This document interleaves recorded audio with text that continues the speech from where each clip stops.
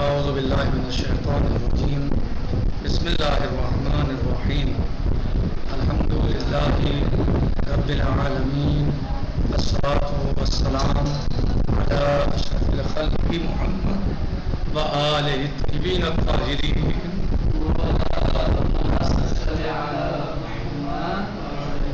کتاب مبادئ الاصول میں ہماری گفتگو چل رہی تھی بیع یعنی الندب. کل ہم نے ندب کے بارے میں بتایا تھا کہ ندب کیا ہوتا ہے اور ندب کسے کہتے ہیں اور ندب کی کیا تعریف ہے. بتایا تھا ندب یعنی وهو الدعوة إلى الفعل من غیر الزام. وہ دعوت ہے فعل کی غیر الزامی طور پر، یعنی اس میں الزامی دعوت نہیں ہوتی. جیسے صلاۃ فی المسجد، جیسے نماز پڑھنا مسجد میں. جیم الحرمہ، حرمہ وهو الالزام بالترک. کیا ہوتا ہے کہ اس میں ترک الزامی ہوتا ہے. حرمت کیا ہے؟ وهو الالزام بالترک. تو حرمت کیا ہے؟ وهو الالزام بالترک. کوئی ایسا مطلوب ہوتا ہے کہ جس میں ترک کرنا لازمی و ضروری ہوتا ہے. کا شرب الخمر، جیسے شراب کا پینا. تفصیل ہم انشاءاللہ اس چیز گزشتہ درس میں بتا چکے ہیں. یعنی حرمت میں کیا ہے؟ وہ ترک الزامی ہوتا ہے. دال الکراہہ وہی الدعوہ الی الترک من غیر الزام. کراہت کیا ہے؟ کہ یہ دعوت ہے ترک کی، دعوت ترک ہے لیکن من غیر الزام. لیکن یہ دعوت ترک الزامی نہیں ہے. جبکہ نہیں میں جو حرمت میں دعوت ترک ہوتی ہے وہ کیا ہوتی ہے؟ الزامی. ٹھیک، حرمت میں جو دعوت ترک ہوتی ہے وہ الزامی ہوتی ہے اور کراہت میں دعوت ترک غیر الزامی. الوضوء بالماء الساخن یا الوضوء بالماء المسخن بالشمس. جیسے ایسے پانی سے وضو کرنا کہ جو سورج سے گرم ہوا ہو. کیا ہے؟ اس سے وضو کرنا مطلوب ہے. تو یہ دعوت ہے ترک کی. تو کیا دعوت بالترک، دعوت بالترک الزامی ہے غیر الزامی ہے؟ غیر الزامی ہے. تو یہ مطلوب ہے. ایسا بہتر ہے کہ آپ ایسا نہ کریں. یعنی وہ پانی جو سورج سے گرم ہوا ہے اس سے آپ وضو نہ کریں. لیکن آپ کریں گے بھی تو وضو بھی صحیح ہے اور حرام بھی نہیں ہے. اب آئیے ثانیاً الحکم التخیری بالتخیری وهو الاباحہ. یہ کیا ہے؟ یعنی مباح ہونا ہے. تخیر یعنی مباح ہونا. والاباحۃ، اباحہ یعنی ہے التخیر. الاباحہ یعنی ہے التخیر، ہے یعنی الاباحہ. کیا ہے؟ التخیر بین الفعل والترک. اختیار ہے مکلف کو، انسان کو، چاہے فعل کو انجام دے یا ترک کرے. اباحت یعنی تخیر. تخیر یعنی اختیار انسان فعل اور ترک کے درمیان، چاہے اس کام کو انجام دے یا انجام نہ دے. ان دونوں ترجیح، بغیر کسی ترجیح کے. اس میں کوئی ترجیح نہیں پائی جاتی، رجحان نہیں پایا جاتا. کا شرب الماء، جیسے پانی کا پینا. فی الحالات غیر الاضطراریہ، جیسے پانی کا پینا ان حالات میں جہاں پر انسان پانی پینے کے لیے مضطر نہ ہو. ان حالات میں پانی پینا مکلف کے لیے کیسا ہے؟ مباح ہے، اختیار ہے. فعل و ترک ہے، فعل و ترک میں اختیار ہے. یہاں پر کوئی ترجیح نہیں ہے کہ صاحب انجام دو اس میں ترجیح ہے یا ترک کرو اس میں ترجیح ہے. بدون رجحان، کوئی رجحان کسی طرف اس میں نہیں پایا جاتا بغیر رجحان کے. جی ثالثا، سمجھ میں آ گیا؟ ہاں سمجھ میں آ گیا یہ بات؟ یہ بات کا مطلب یعنی تخیر.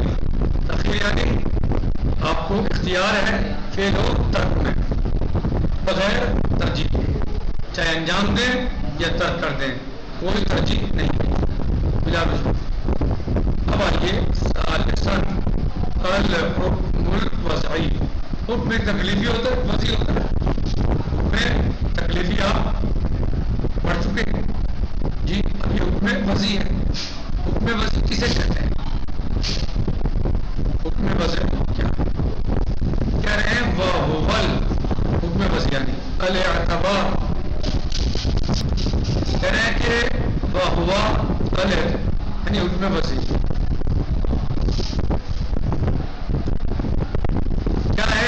الاعتبار الشرعی، وہ ایک اعتبار شرعی ہے، الذی لا يتضمن الاقتضاء والتخییر۔ حکم وضعی کیا ہے؟ وہ ایک اعتبار شرعی ہے کہ جو اپنے ذمہ میں نہ اقتضاء کو لیے ہوتا ہے اور نہ تخییر کو لیے ہوتا ہے۔ کیا ہے حکم وضعی؟ وہ اپنے ذمہ میں کوئی کیسا اعتبار شرعی ہے جو اپنے ذمہ میں نہ نہ اقتضاء تخییر کے لیے بولتا ہے، نہ ہی اقتضاء کا اعتبار شے۔ مثلا جیسے کسی شے کا اعتبار کر لینا، سبباً کسی شے کے لیے سبب، اور شرطاً یا کسی شے کے لیے شرط، اور مانعاً یا کسی شے کے لیے مانع۔ صحیح؟ کیا ہے حکم وضعی؟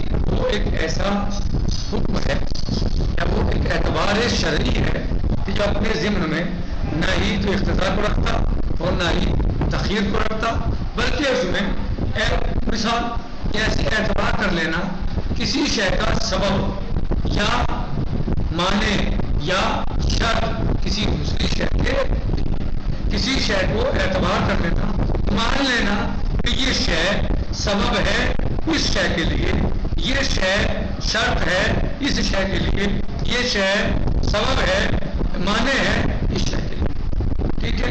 مثلا مثال آئے گی تو انشاءاللہ ہم مزید سمجھ جاؤں گے اس کے لیے کسی دوسری چیز کے لیے۔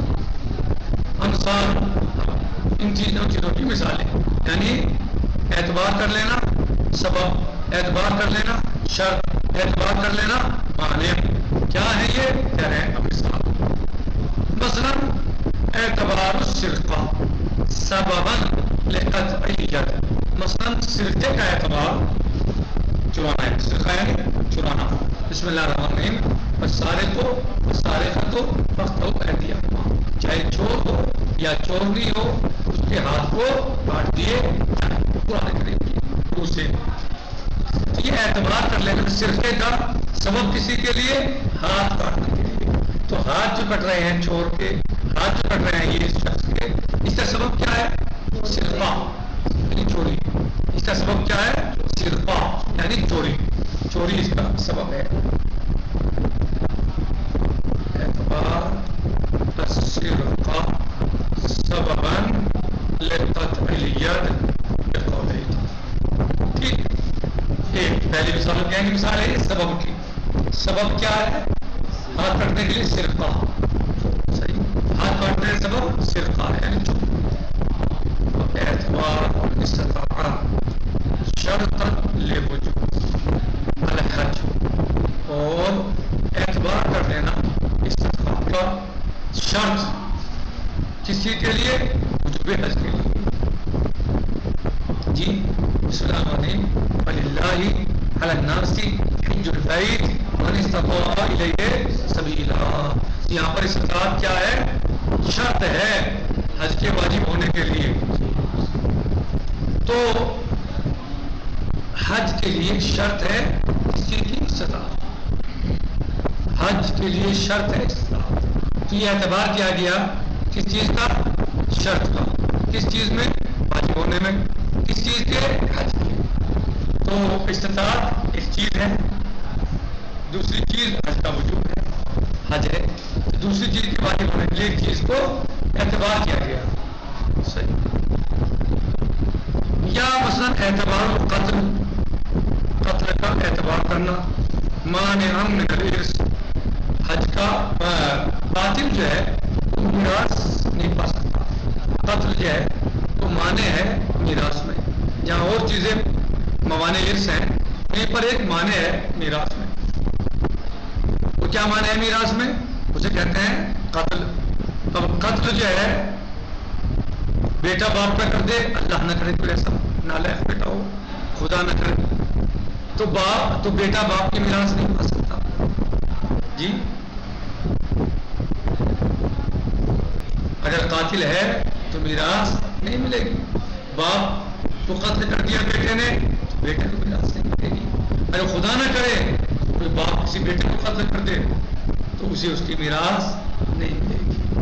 ایسی کفر سبب ہے، مانے ہے میراث کے لیے. کیا کفر؟ بیٹا کافر ہے، باپ مومن ہے تو بیٹے کو باپ کی میراث نہیں ملے گی. باپ کافر ہے، بیٹا مومن ہے تو باپ کو بیٹے کی میراث نہیں ملے گی.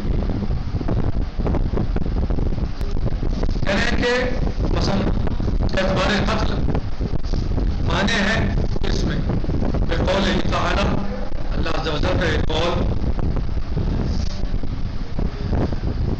من الارث بقول صلی اللہ علیہ وسلم لا يرث القاتل شيئا. نبی پاک محمد مصطفیٰ صلی اللہ علیہ وسلم کیا فرماتے ہیں؟ لا يرث القاتل شيئا. قاتل میراث میں سے کچھ نہیں پائے گا. قاتل میراث میں سے کچھ نہیں پائے گا.